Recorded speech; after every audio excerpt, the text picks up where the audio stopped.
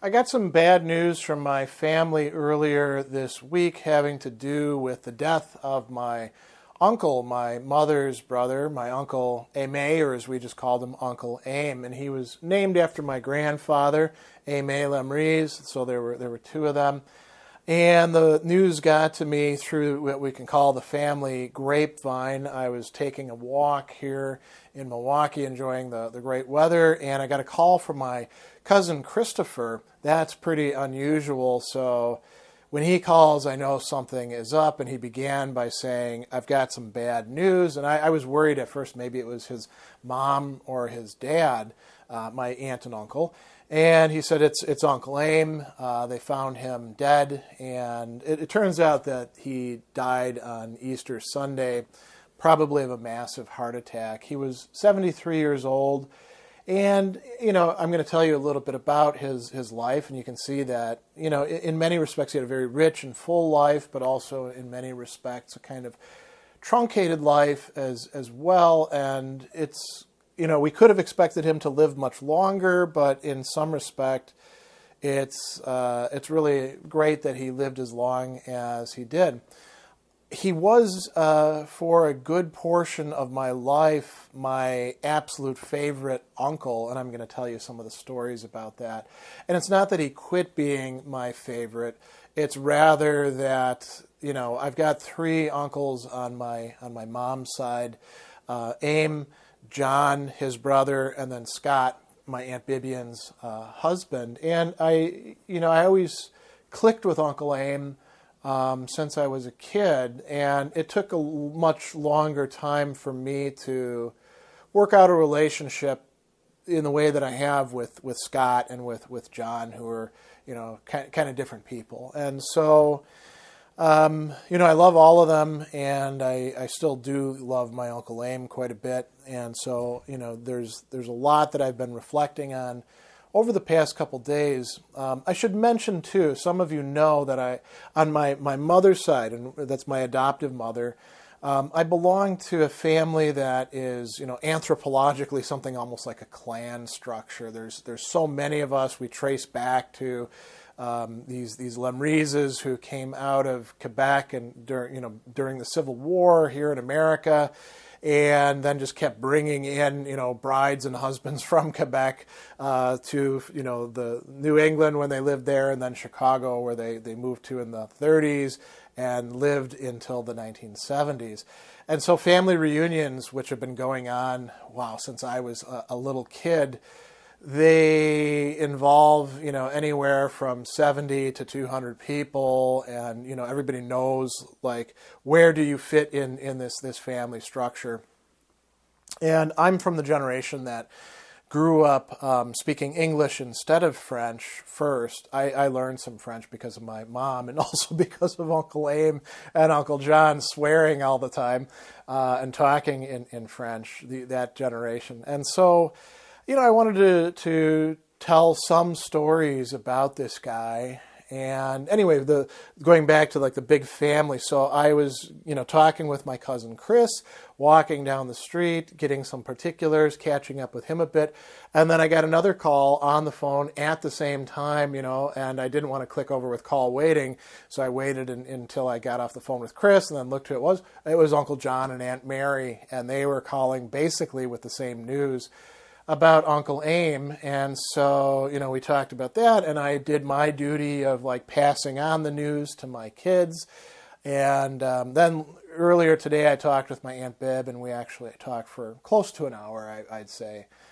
She was the person who I figured would probably be the most, sad and broken up about it. And one of the things that she did say is, so Aime lived in the house that belonged to my grandfather and grandmother in Indiana on what we call the compound.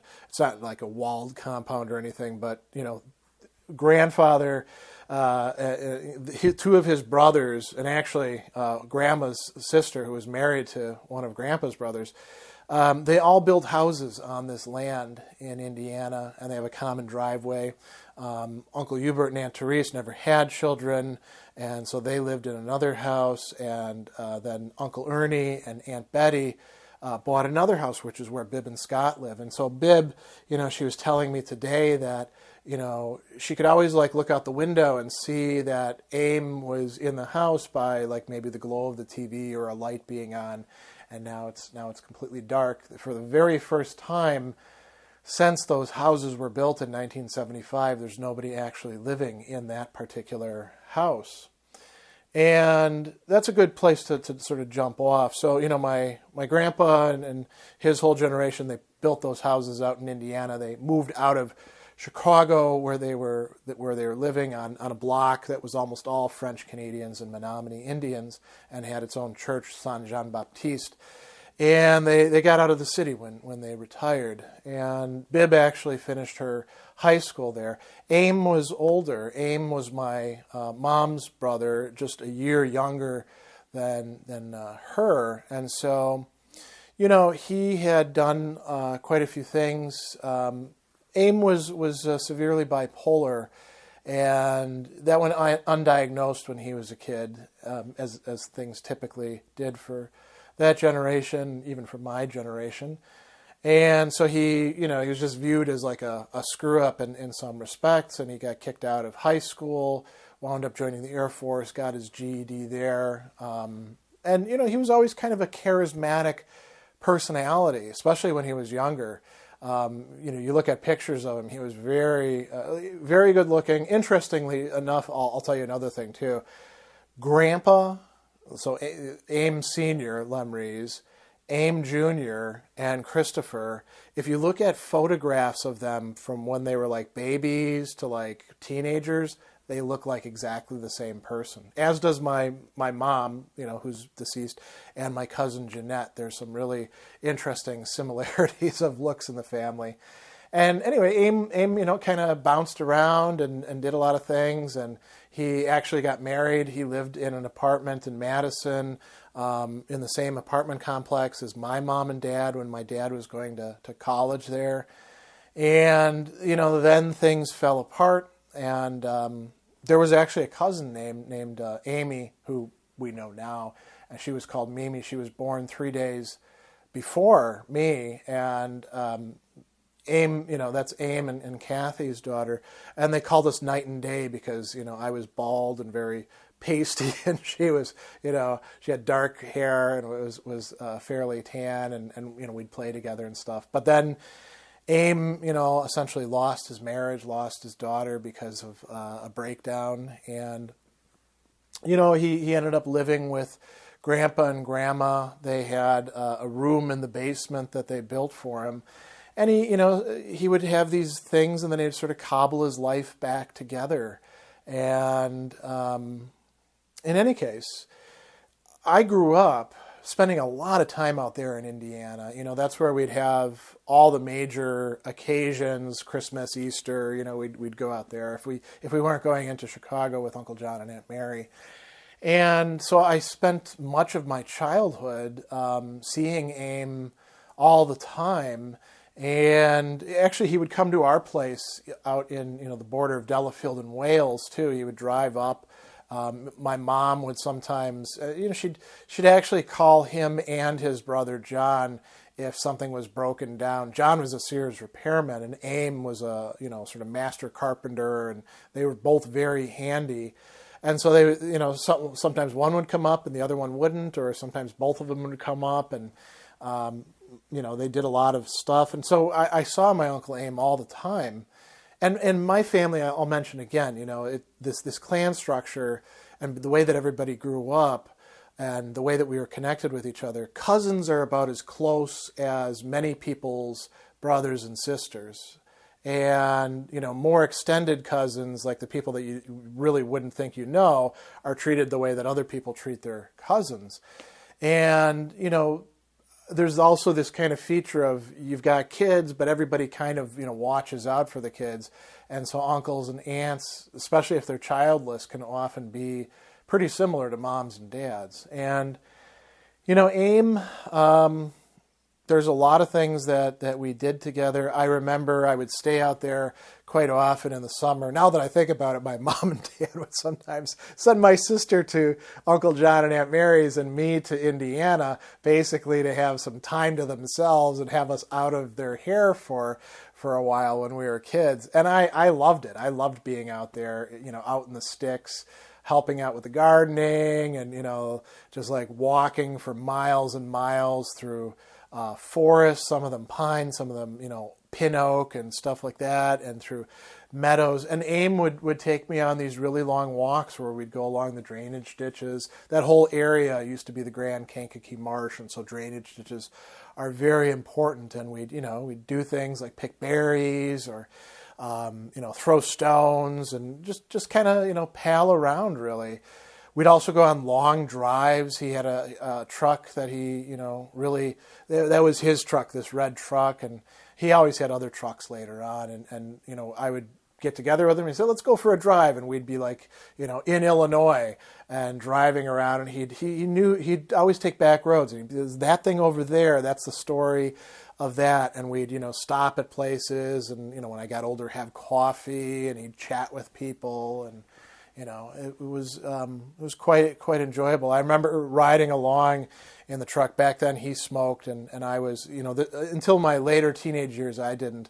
But I remember the smell of the tobacco as we'd be driving along and he'd be ashing out the window and we'd just talk sometimes or drive along. And he was also, an incredible wood carver. He had some real talent.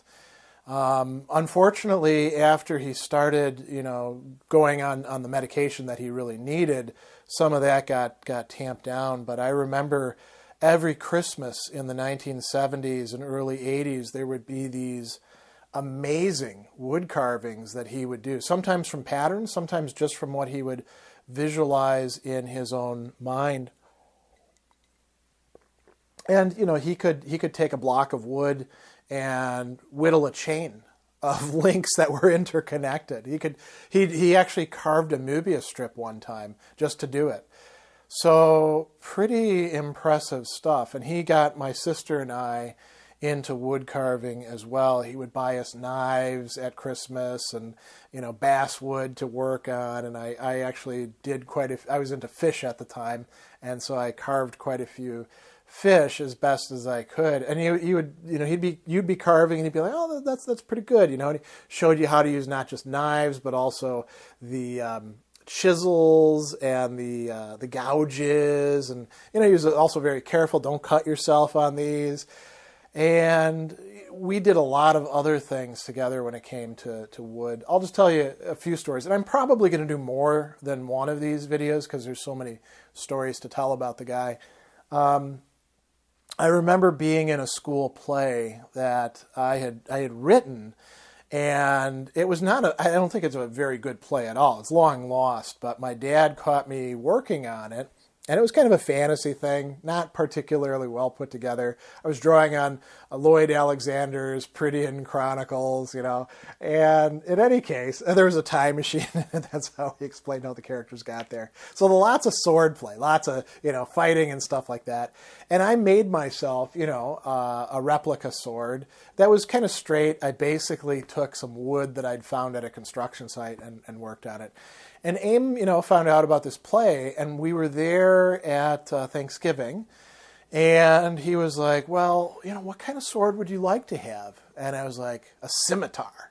And he was like, okay, let's think about how that would work. And he had all this woodworking stuff in the basement, and he's like, all right, let's start cutting the sword and figure out how we're going to make this. You're going to help me with it. But of course, he was really doing the whole show. And he made me this amazing wooden replica scimitar, which then, of course, I ended up breaking when we were screwing around at the play, and I had to screw back together. But he would just do stuff like that. He was very generous with his time. Another thing that was kind of cool in terms of woodworking that happened later on. Actually, I've got two really cool stories about woodworking later on. So when I was, I want to say 15 or so, maybe, yeah, I think I was 15. So it was the summer in between sophomore and junior year. I was in Indiana, and my mom was there, and my sister was there, and Aime was there as well. And by then he'd moved out and he was living in Tonka. He was boarding with a lady we called Aunt Rose. Now, she wasn't actually an aunt. She wasn't actually related to us, but she was from the block in Chicago. She was an old Italian lady, and she'd moved out to that area, and a lot of the cousins had moved out to Peru La Salle area, and so everyone knew her, and so Aime was boarding with her, and he was doing work on one of their neighbors' places. Kind of at first it was odd jobs, then it was like it was supposed to be painting, but the houses that they wanted painted. They bought this big farm. There was a lot of rotten stuff, and so he was like, well, I'm going to have to like replace these boards here and fix this. And so he was like, hey, do you want to come out and like stay with me for like 2 weeks, and we'll knock this job out. It'd be really handy to have an apprentice to help me out, and you can learn some stuff on the way. And so I was like, can I do that, Mom? And she was like, yeah, go ahead. And so we drove down, and I stayed there with him at Aunt Rose's. And every day we went out there in the blazing heat, and we worked on the Corcoran's house. And we ended up. He showed me how to how to tell when the board needed to be replaced and how to do that. And then he showed me how to glaze windows. And we did a lot of painting, which I already knew how to do anyway. But that was the fun stuff. And then he drove me back to my mom's place. By then my dad had died, so it was just my mom's place. And that was a cool summer. I stayed at eventually he had a house in Tonka, and I stayed at his place shortly before I went in the Army in the middle of a really cold winter. I stayed there when I was in grad school a couple times. I stopped there with a girlfriend when I was in college, and we stayed at his place for a few nights. And there's a lot of stories I'll tell about him in Tonka later on, I think. But the other woodworking story I'll tell is when I was, I'd bought one of those houses with my inheritance from when my mom died, the one that Uncle Hubert and Aunt Honey had, and I wanted to frame out walls and stuff in the basement, and I'd never actually done that. So I knew he could do a lot of carpentry, and I was like, is this hard to do? And he's like, oh, it's easy. Come on, let's go to the lumber yard. First, I'll show you how to pick out some lumber that isn't all screwed up. We're going to look down the boards and all that. Okay, you got your lumber. Now let's go and start figuring out where you want your walls to go. And we'll start framing them out. And so he walked me through doing one, and he's like, all right, I think you're good. I'll come back tonight and see how the other walls are. And he came in, and some of them were pretty decent. And then he was like, that one I think we're going to have to take down and redo from the ground up. And it was, it was cool. He was showing me like which nails to use to get it into the concrete or into the cinder block, which to use just for putting the studs in and all that. And so, he was a very handy guy that way. And I learned quite a bit from him in various situations. He also, I'll tell you this story, and then I'll bring it to a close because this is already getting a little bit long, and I can tell more stories about Aime down the line, but I think those of you who are my viewers in a philosophy-focused channel will be interested in this. He was the guy who gave me my first book of philosophy. He was, at that time, he was, again, living with Grandpa and Grandma in the basement and spending a lot of time like listening to the radio and reading books. And, I'd wander in and we'd chat about stuff. And he had this book, Albert Camus' The Myth of Sisyphus, and other essays too. And I was like, oh, I like Greek mythology. And he's like, well, it's not exactly Greek mythology. And I was like, can I check it out? And he says, you can have it. I've read it through. You go ahead and take it. And I thought it was going to be about Greek mythology. And it does talk about Greek mythology at the very end, right? Where we must imagine Sisyphus happy. But the rest of it, it begins with, the only philosophical question is that of suicide. And, there's all this other stuff going on. And, I think I didn't actually know most of the names he's referring to, and I doubt I followed even 1/10 of what was being said in the book. I did read the other essays in there about shoes and getting them polished in Iran and things like that. I don't remember them too well, but it was always cool. My Uncle Hubert, who had a big library, he was always cool with lending out books, but so was Aime. And so in some respect, he's maybe played a little role in me getting on the road to philosophy. And I'd say he did in other ways too, because we'd have, cool, deep conversations, especially as we were taking these drives or walks. And so, he was somebody who played a really big role in my life, in my childhood, in my 20s. Actually, I'm going to close on a different topic, his generosity. When I was in my 20s, when I was in college, I'd work. I didn't have an awful lot of money to spend on much of anything. And, I was working minimum wage jobs. And at that time, he was working in a machine shop. So it was not a great job, but, not a terrible job either. And he was living out in his little house in Tonica and all of that. And we'd be there at Christmas time. And it was kind of a big deal that I was going to college because, not that many people in my family, the large extended family, went to college in my generation until later on. And the ones that did were kind of, the hoity-toity branches, right? And so everyone was very proud of me going to college, especially since my dad had gone to college and all of that. And so he would take me aside at Christmas time, and he'd just, peel off a couple hundreds in his wallet. One time it was actually 500. And he'd say, "Here you go." And I was like, what's this for? He said, "Merry Christmas, man. I know you can use it. You got books to buy, you got, things to do." And that generosity came in so handy at times when I quite often was, pretty broke. And, it wasn't just like he was just demonstrating his largesse. That was a good bit of money for him too. He wasn't making a ton of money at the machine shop, but he wanted to help me out. And he'd always say, "Don't tell anyone about this," but I'm telling people about it now. He was a cool guy, Uncle Aime, and I'm going to miss him a lot, even though, I haven't seen him for over a year because of COVID. And he changed as he got older. We didn't spend that much time together over the last, I would say, 10 years. But he's somebody who really was an important part of my life. So I thought I would share some of that with you. Some sadness comes and goes for all of us, but he had a pretty decent life overall.